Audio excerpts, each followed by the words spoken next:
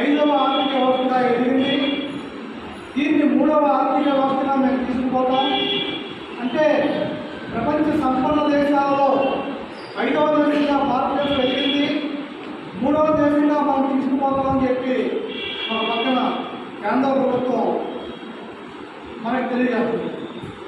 రెండవ పక్కన దేశ అభివృద్ధిలో, దేశ నడవడికలో, దేశంలో ఉన్నటువంటి పరిస్థితులు ఎలాగా సాటి చేసిన పరిస్థితుల్లో చెందడంలో, దేశం అభివృద్ధి చెందడంలో కీలకంగా ఉన్నటువంటి కార్మిక వర్గం ఈరోజు కేంద్ర ప్రభుత్వం చెప్పే బీజేపీ చెప్పే విధానం కానీ, లేకపోతే దేశంలో ఉన్న రైతాంగం కార్మిక సంఘాలు ఇచ్చిన పిలుపు కానీ పరస్పర విరుద్ధమైంది. భారతదేశ వ్యవసాయాన్ని నాశనం చేయడానికి ఈ కేంద్ర ప్రభుత్వం కంకణ కట్టుకున్న రైతు సంఘాలు ఒక పక్కన తీసుకుంటే, రెండో పక్కన భారతదేశంలో పారిశ్రామిక విధానం విజయవంతం చేయాలని ఈరోజు ఏలూరు స్ఫూర్తి భవనంలో ఈ సమావేశం నిర్వహించినందుకు ధన్యవాదాలు తెలియజేస్తూ, ద్వారా దేశవ్యాప్తంగా తీసుకున్నటువంటి ఏదైతే 9.5 సంవత్సరాలు నరేంద్ర మోడీ గారు ఉన్నారో, ఆయన ముందు 4 సంవత్సరాలు మాత్రం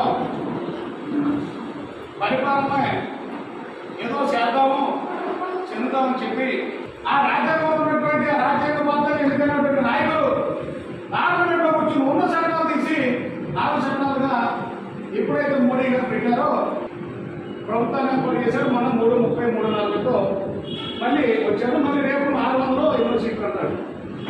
కానీ మనం మన కార్మికులు ఆలోచించేది దేశ ప్రజలకి, సామాన్య ప్రజలకి, అణగారి వర్గాలకి ఎంతవరకు ఈ చేసే పరిపాలన చివరి గ్రామంలో ఉన్న చివరి నరేంద్ర మోడీ ప్రధానమంత్రి అయ్యేసరికి సంవత్సరానికి 40,000 కోట్ల మాత్రమే పెట్రోల్ డీజిల్ పైన 40,000 కోట్ల రూపాయల ఆదాయం వచ్చేది కేంద్ర ప్రభుత్వానికి.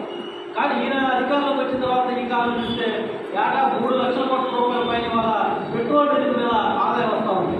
అంటే ఈ 3 లక్షల కోట్ల రూపాయలు చేస్తూ ఉన్నారు. ఇదొకటే కాదు, అనేక రూపాయలు ఈరోజు ప్రజల మీద భారాలు వేసేటువంటి పని చేస్తూ ఉన్నారు.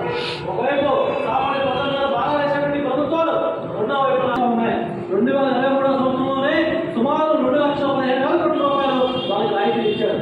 అంటే ఆ 2,15,000 కోట్ల రూపాయలు ఎవరై? మన ప్రజలే. ఒక్క సంవత్సరం మాత్రమే వాళ్ళకి ఇచ్చారంటే నరేంద్ర మోడీ గారు. మరి ఈ రోజు వాళ్ళకి సామాన్య ప్రజల మీద కాకుండా